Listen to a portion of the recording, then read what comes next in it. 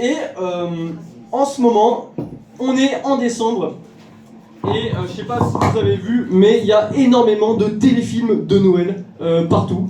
Rien qu'hier, moi j'en ai regardé un, c'était hyper long, il durait 4 heures, c'était sur BFM TV, ça s'appelait Un nouvel gouvernement pour Noël. Et en plus les acteurs étaient mauvais. Alors pour les retardataires, je résume l'histoire. Il y a eu une motion de censure qui a été adoptée, et donc le gouvernement est dégagé et le Premier ministre doit démissionner. Ça aurait été le Premier ministre le plus court de toute l'histoire, hein. Mon neveu, qui a fait un stage de 3e à Matignon, est resté plus longtemps que le Premier ministre. Et maintenant, tout peut aller très vite, hein.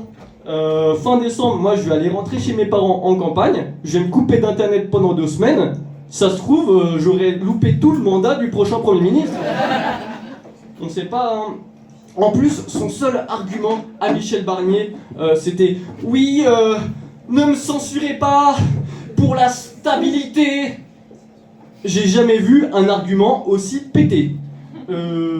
Pour la stabilité, il gouverne la France ou il est sur les poteaux de Koh-Lanta? Est-ce qu'il y a vraiment des gens qui se disent ça?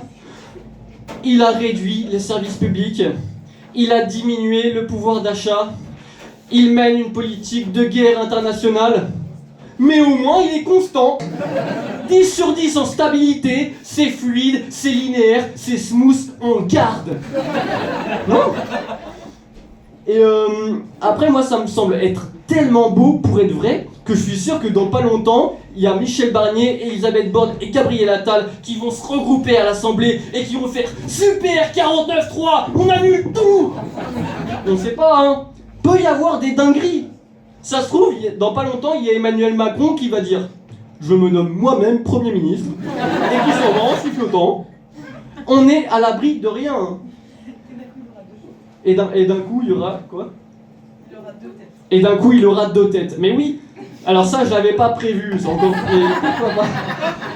D'ailleurs, à l'heure actuelle, hasard du calendrier, ou heureuse coïncidence, au même moment où je vous parle, Emmanuel Macron est en train de s'exprimer à la France sur toutes les chaînes de télé. Voilà. Bah alors, qu'est-ce que vous faites là?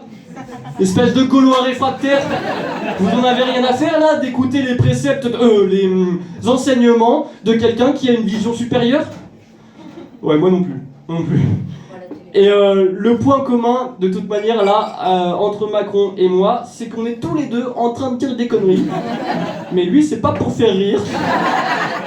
Merci beaucoup de m'avoir écouté. Merci. Merci beaucoup.